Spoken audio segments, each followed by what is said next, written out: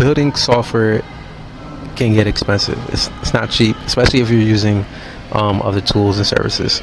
So right now you can search for your favorite place to eat, right? I don't even know what the hell this is, but I told it it's a place for dogs. I don't know. But you can query like pizza spots or whatever, right? Let's go to Pizza Haven. What the hell is Pizza Haven? You can like save your favorite places, and it uses the Google Places API to pull it in, and you can, click to add it, right? The problem is it's not showing up. You can manually type in your favorite restaurant, and it'll show up, right? And you can favorite, unfavorite, things like that. The thing is, like, Google Places charges you for the autocomplete, so every time it does this, I'm getting charged. Every time you view a restaurant and it, fetches the details and stuff, I'm getting charged. Even when I was looking at this, I was like, this is crazy. But I'm like, all right, maybe it won't cost that much. Yeah. So, this is what I got. That's what I got so far. But for some reason, and it was working before, Claude and ChatGPT figured it out, and now they messed it up. Where when you save the pin, it would show up here, and you can see it. And I have a different view for when it is a Google Place. Here's what I got. So when I'm testing this thing, it's the requests are going in. You can see it's at 2,000. And I'm also getting charged. Like, I was like, oh shit, $100, but I think I have credit right now, so I'm good. But I gotta get this shit working. All right. And in the last 7 days, here's what's going on. And the clapback, I was wondering, like, where's that $1 coming from? That charge from MoFoods and clapback and Kylek. I think that was a test app I was doing right there. I don't remember that. I think it was a test for that. But yeah, that's for the other ape, like the Gemini or the Vertex thing I was playing around with, right? Because you get charged for that as well. So I'm like, damn, like it's doing a lot because I'm using this shit. Oh shoot, excuse my language. I'm using this. I'm trying not to cuss in my videos.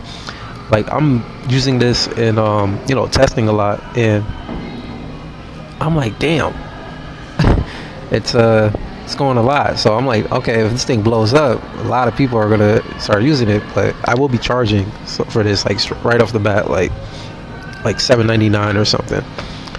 But I'm trying to get this thing done for the Revenue Cat hackathon thing. So this video is just to show you where my progress is and documenting that. But yeah, that's what I'm stuck on. The idea is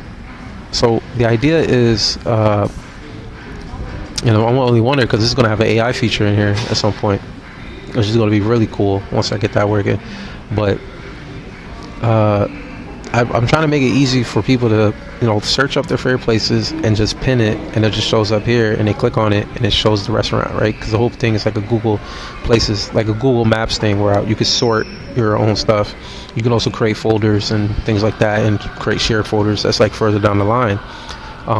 Question is, like, how do you now that I'm seeing the price, that's not a lot, because I'm going crazy right now because obviously I'm building it, but hopefully when I charge people, the price will work out just fine. So I gotta build a really good app that people want to pay for monthly, if it does go up to that kind of cost. But yeah, man, that's what I'm stuck on right now, trying to get the places to show up. Oh, and this is what I wanted to talk about in the video. So it has a place ID. So according to Google Places policy, Google's policy, you can't store anything, like any information from the Google Places API. So what I decided to do, I think you can do the longitude, latitude, or cache it, whatever, but that sounded too complicated. So I'm like, all right, look, I'll store the place ID, get the user ID.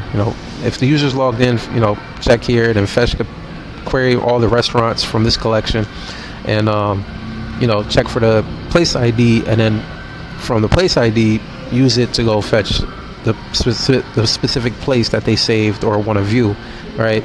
And that was working. I gotta get it working again. And it's Google Place is just for some styling I decided to do, and also out for filtering. Is favorite and date added, and the date added is what I'm doing to sort it. But the fields look different, and this isn't a problem anymore, like, because the fields are different. Because all I care about, and all I keep telling these two AIs, my two co-founders, is that I just need you to fetch the freaking place like you did before. They're not doing it. But no, that's just a quick update where I'm at right now. Once I get that working tonight, I'm gonna figure this thing out. It's 11:50. I'm going to or at the time of this recording, it's 11:50, August 24th. Tomorrow's all like implementing the Revenue Cat SDK. Yeah, and then after I get that working, it's polish this thing up, just submit it to the App Store. After a couple of rejections, figure out how to just get it out, and then submit for the Revenue Cat hackathon. And then it's working on the AI part. There's a lot to do for MoFoods, but I gotta stick to one project at a time. I gotta wrap this thing up this year. I think the subscription is gonna be like $7.99, maybe more, because if it does get good traction and a good handful of people are using it a lot, well, if y'all like the product, I gotta pay to keep it going. So, all right, I'm not sleeping tonight. I gotta get this thing working so I can just do Revenue Cat tomorrow. And if I don't, I'm just gonna go to New York and ride a city bike, get some cheesecake, Oreo cheesecake, buy some comics, yeah, just hang out and bring my laptop, because I'm probably gonna chill out in Bryant Park and code a little more. All right, that's what I got for y'all. I'm gonna post this tonight and then make another video once I get this thing figured out. I think that's all I wanted to say. Yeah. All right, y'all. See you in the next one. And oh my god, I hope I get this working.